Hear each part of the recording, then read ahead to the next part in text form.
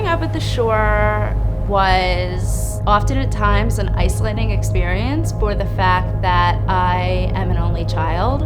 I was constantly looking for ways to keep myself entertained, and a lot of that resulted in finding ways to keep myself busy through the form of making art.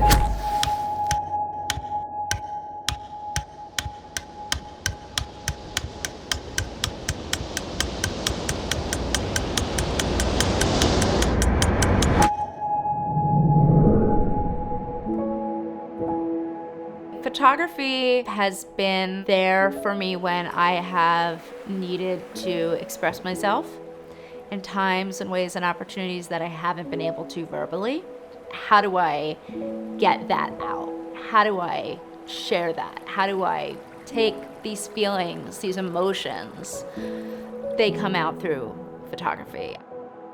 I became an amputee when I was 2 years old. I was born with a birth defect which is called PFFD, and that's proximal focal femur deficiency. And what that is when the femur actually is underdeveloped.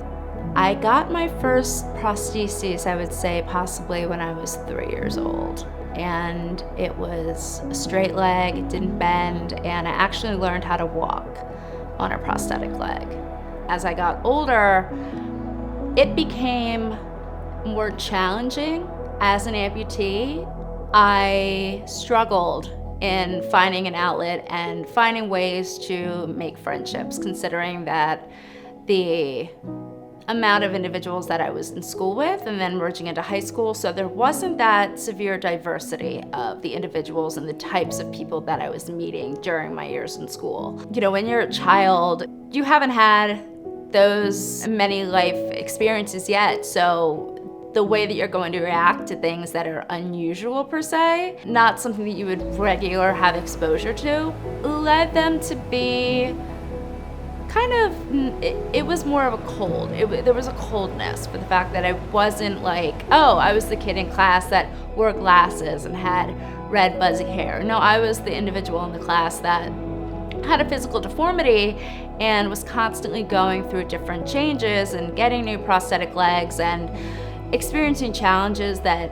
they weren't going through, and it was uncomfortable. A lot of the times my disability made individuals that I went to school with uncomfortable. It definitely hindered my confidence in the ability to make friendships.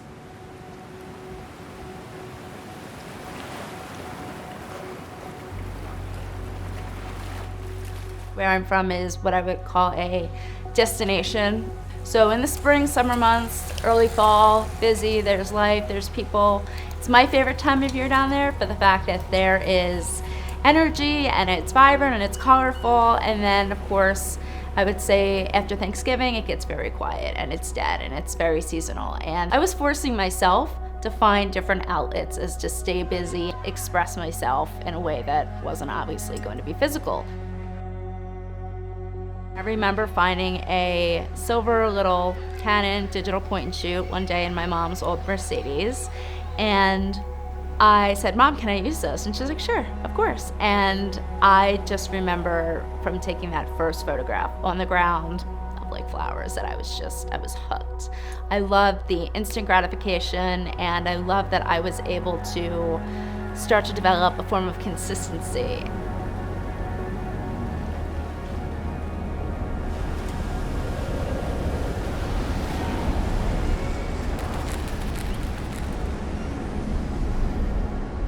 I remember having a tutoring session at my house, and I got a phone call, and this individual on the line is saying, "Hi, I'm here to speak to Caroline. My name is so-and-so, and I'm contacting you from Make-A-Wish Foundation."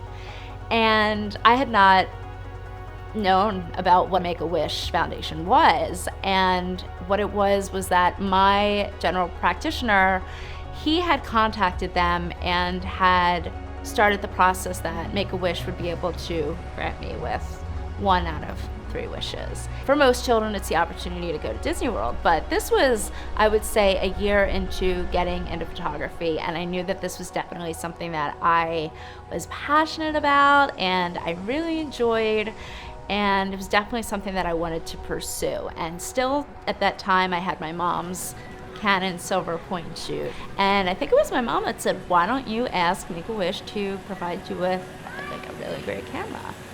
And Make-A-Wish ended up sending me my first digital SLR, which was a Canon Rebel. It was like one of the OGs, and they sent a printer and they provided paper, and it was a big deal. It was a big deal.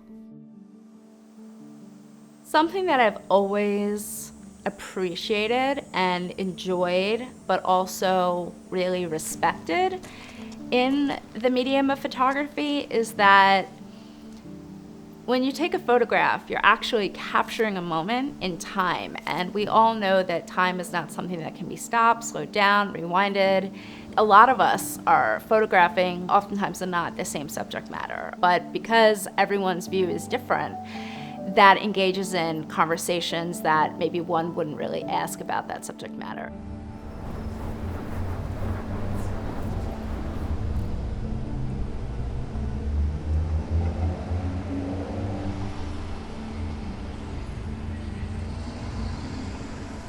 When I have my camera in my hands, what I like to photograph could be anything.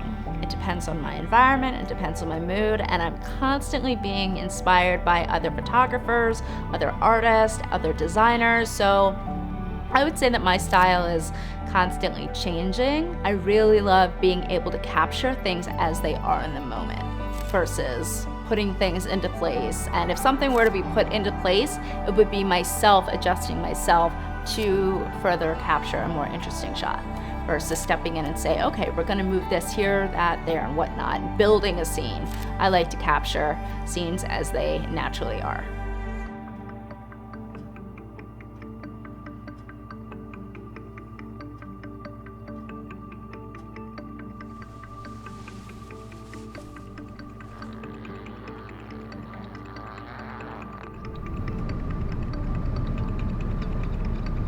When I'm not working and the weather's decent enough, I am, if anything, in my car trying to find the next place that could spark my interest to document. It's kind of like this, deep down, this kind of like need that I have, that there's so many fascinating places in the world, but also just in the areas that I grew up, that just driving around with my camera, seeing things that maybe would just be kind of like minute and mundane to the average person, that really excites me.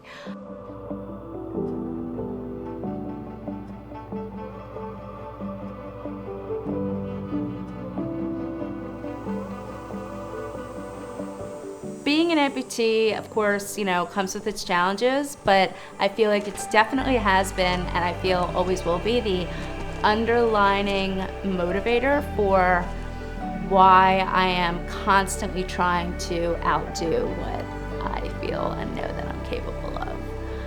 What really gets me out of bed in the morning is that I can't let the challenges that I've experienced in my life, especially those of being an amputee, stop me. And I would say that one of the biggest motivational factors of why, when I do get out of bed in the morning, I'm very eager to get my prosthetic leg on.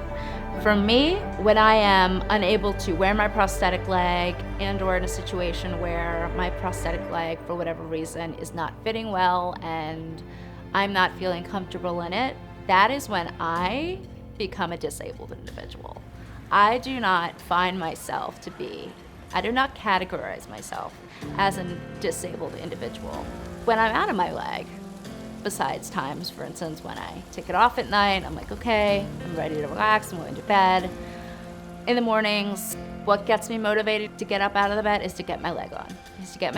And start my day and to do what I need to do what I want to do, which is to live a active, functioning, healthy lifestyle and just go. My mom's mother was like this, my mom is like this, that we're people that were not sedentary. For me, a lot of it is my photography, the fact that it's like like, all right, I have 5 errands to do in a day. I'll bring my camera. Maybe I'll get 4 of them done, and the 5th one will be taken up by taking photos of something outside. I've been doing self-portraits for years, and I do them only when I'm inspired to really release how I'm feeling inside. Last year, I was in the hospital for some time, and I had not eaten any physical food for a month. And I was getting my nutrients and energy out of these bags of liquids. And there was a period of 4 days, cold turkey, I hadn't eaten. They were trying to obviously figure out what was going on. And I remember once finally feeling the energy get into my body. I was like, oh my gosh, this is the first time in days that I felt great. I want to make art. I want to somehow share. I want people to see and understand, but I also want to release that, all that energy that's inside me out. I want to release it out. I want to share it with people. I want to make art. I want to make photographs. I want to communicate through my photography. And I ended up making 7 or 8 final photographs total. I photographed them with my phone. I set them up on a timer. And after I did them, it was just like, oh my gosh, it was such a euphoric relief. My self-portraits really come through their strongest when I am so inspired to do them that there's nothing else. There's no other way to communicate how I'm feeling, but by releasing and developing that into photographs. My prosthetic leg is a part of me. It allows me to live my life, do what I need to do in a day's time. I don't want to say it doesn't not hinder me. There have definitely been situations where, more times than not, I get very angry for the fact that it's like I'm not able to get a photograph because I want to stand in a stream and I need to get wet for this photograph. Like, I have to do this. I have to get the shot. And then it's like, oh, I can't do that because the prosthetic leg that I have right now, it isn't designed for that. I have encountered and dealt with so many different situations, and I have to honestly say that there have been multiple times where I was just ready to just end it. I couldn't. There's a lot of things. There were a lot of times where I was just like, you gotta be kidding me. Like, how can this be? How can God keep throwing these situations at me? My mom has always been a huge factor in my life as a strong, positive influence, and she, from the very beginning, has kind of instilled in me, and I feel like, if anything, it's one of the greatest gifts she's ever given to me, is that whenever in life something happens, regardless of the magnitude that it is, that you have to keep going. It's so easy to sit down and just say, I'm done. I can't do this anymore. I have this underlining, it's kind of like just built into my DNA that it's like, okay, it's a new day. There's something out there. There's something new to explore. There's something new to see. There's something new to be challenged. There's something new to learn. And you can't do any of those things when you give up.